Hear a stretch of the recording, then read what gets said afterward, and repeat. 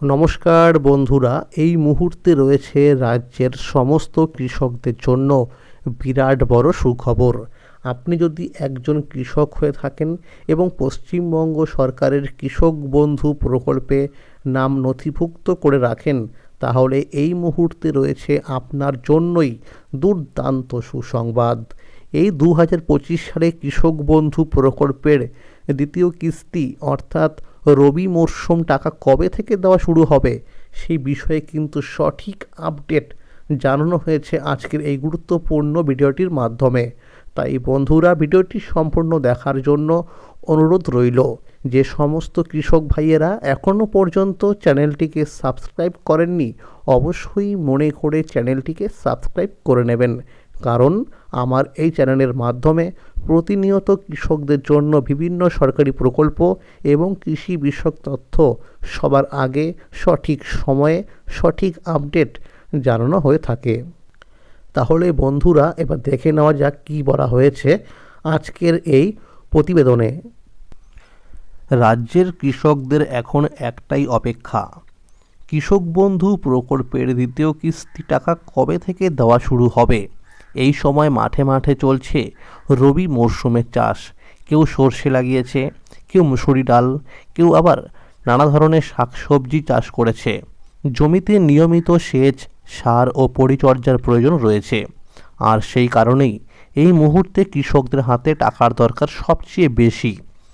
অনেক কৃষকই আশায় রয়েছেন কৃষক বন্ধু প্রকল্পে টাকা পেলেই জমিতে সার দেবেন, যাতে ফসল ভালো হয়। সূত্র মারফত জানা যাচ্ছে, কৃষক বন্ধু প্রকল্পের দ্বিতীয় কিস্তি টাকা দেওয়ার জন্য অফিসিয়ালি সমস্ত প্রস্তুতির কাজ প্রায় শেষ হয়ে এসেছে। খুব শীঘ্রই মাননীয় মুখ্যমন্ত্রী মমতা বন্দ্যোপাধ্যায় রাজ্যের কোনো এক জেলার সভা থেকে রিমোট টিপে কৃষকদের ব্যাংক অ্যাকাউন্টে টাকা রিলিজ করবেন। সেই সঙ্গে খুব শীঘ্রই অফিসিয়ালি ব্যানার প্রকাশ হওয়ার সম্ভাবনা রয়েছে। ইতিমধ্যেই অনেক কৃষকের স্ট্যাটাসের ঘরে অ্যাকাউন্ট ভ্যালিড দেখাচ্ছে। আগের কিস্তিগুলির অভিজ্ঞতা থেকে দেখা গেছে, পুরনো কৃষকদের ক্ষেত্রে সাধারণত এডিএ আপলোডেড হওয়ার পর সরাসরি অ্যাকাউন্ট ভ্যালিড হয়ে যায় এবং তারপরেই টাকা ক্রেডিট হয়। নতুন কৃষকদের ক্ষেত্রে প্রক্রিয়াটা একটু আলাদা। প্রথমে এডিএ আপলোডেড, তারপর ডিডিএ অ্যাপ্রুভ এবং সবশেষে অ্যাকাউন্ট ভ্যালিড। তাই আগের মতোই এইবারও সম্ভবত পুরনো কৃষকদের অ্যাকাউন্টেই টাকা আগে ঢুকতে পারে। বিগত বছরের দিকে তাকালে দেখা যায় 2021 সালে 8ই ডিসেম্বর, 2022 সালে 21শে ডিসেম্বর, 2023 সালে 12ই ডিসেম্বর এবং 2024 সালে 21শে নভেম্বর কৃষক বন্ধু প্রকল্পের রবি মরশুমে টাকা দেওয়া হয়েছিল। সেই অভিজ্ঞতা ধরেই সূত্র অনুযায়ী জানা যাচ্ছে, এই বছর 30শে ডিসেম্বর থেকে 5ই জানুয়ারির মধ্যেই কৃষক বন্ধু প্রকল্পের দ্বিতীয় কিস্তি টাকা দেওয়া শুরু হতে পারে।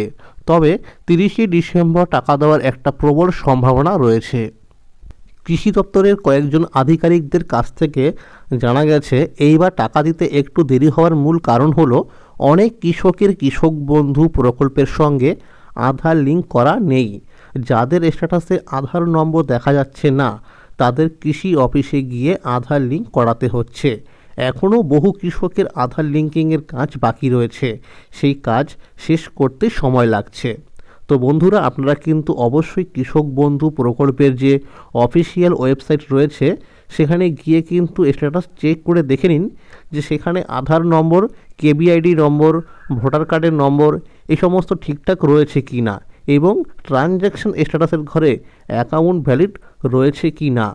যদি দেখেন যে আধার নম্বর দেখাচ্ছে না, তাহলে কিন্তু আপনাকে কৃষি অফিসে গিয়ে আধার লিঙ্কিংয়ের কাজ করতে হবে।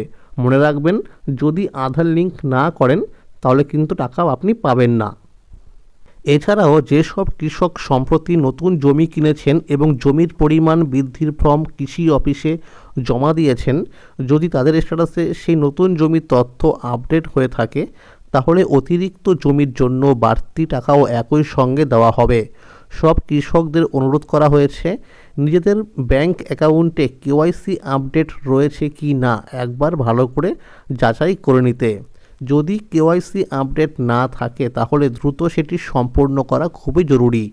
সূত্র মারফত জানা গেছে যে নদিয়া, মালদা, কোচবিহার, হাওড়া, পূর্ব ও পশ্চিম বর্ধমান, পূর্ব ও পশ্চিম মেদিনীপুর, উত্তর ও দক্ষিণ 24 পরগনা, পুরুলিয়া, বাঁকুড়া, বীরভূম, উত্তর ও দক্ষিণ দিনাজপুর সহ একাধিক জেলায় কৃষকদের অ্যাকাউন্টে টাকা আগে পৌঁছাতে পারে। তাহলে বন্ধুরা, আজকের এই ছিল আপডেট। কৃষক বন্ধু প্রকল্প সহ সরকারি বিভিন্ন প্রকল্পের আপডেট সবার আগে পেতে হলে চ্যানেলটিকে এক্ষুনি মনে করে সাবস্ক্রাইব করে নিন এবং সকলের কাছে শেয়ার করে দিন। আর যদি এই ভিডিওটি ভালো লাগে অবশ্যই একটি লাইক করে দেবেন। Thank you.